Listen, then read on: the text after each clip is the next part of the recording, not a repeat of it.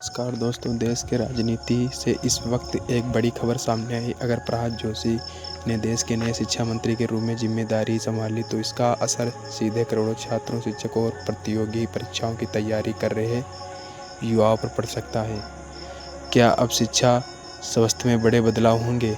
कई नई शिक्षा नीति को तेजी से लागू किया गया। क्या पेपर लीक पर सख्त कार्रवाई होगी? और आखिर प्रधानमंत्री नरेंद्र मोदी ने इतनी बड़ी जिम्मेदारी प्रह्लाद जोशी को क्यों ही सौंपी? आज की इस वीडियो में हम इन सभी सवालों का जवाब विस्तार से देंगे, इसलिए वीडियो को अंत तक जरूर देखें, क्योंकि आखिर में हम बताएंगे कि छात्रों के लिए आगे क्या बदलाव हो सकता है। कौन है प्रह्लाद जोशी? प्रह्लाद जोशी भारतीय जनता पार्टी के वरिष्ठ नेताओं में से एक हैं। उनका राजनीतिक अनुभव कई दशकों रहा है। कर्नाटक से कई बार संसद चुन चुके हैं और केंद्र सरकार में कई महत्वपूर्ण मंत्रालयों की जिम्मेदारी संभाल चुके हैं। संसद में उनकी कार्यकालीय संगठन पर मजबूत पकड़ और प्रशासनिक अनुभव उन्हें एक अनुभवी नेता बनाता है। यही वजह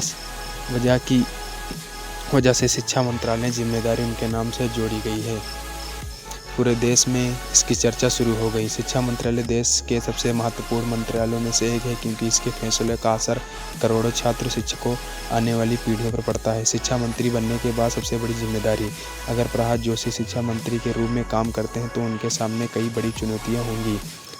सबसे पहले नई शिक्षा नीति यानी NEP को प्रभावित तरीके से लागू करना। दूसरी, सरकारी स्कूलों और कॉलेजों की गुणवत्ता में सुधार करना। तीसरा, डिजिटल शिक्षा को गांव तक पहुंचाना।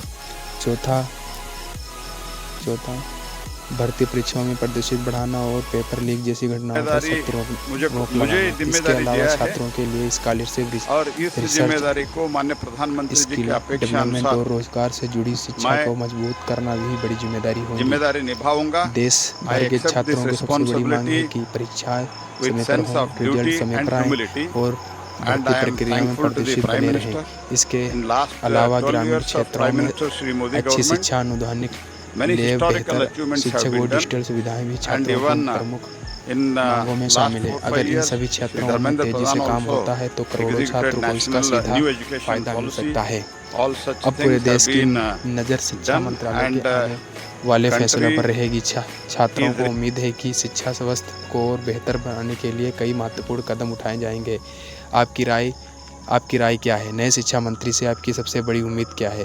हमें कमेंट करके ज़रूर बताइए। अगर आपको यह वीडियो पसंद आया तो इसे लाइक करें, अपने दोस्तों के साथ शेयर करें और शिक्षा, सरकारी नौकरी, एडमिशन, परीक्षा से जुड़ी हर बड़ी अपडेट सबसे पहले पाने के लिए हमारे चैनल को सब्सक्राइब करना बिल्कुल ना भूलें। धन्यवाद। मिलते हैं अगली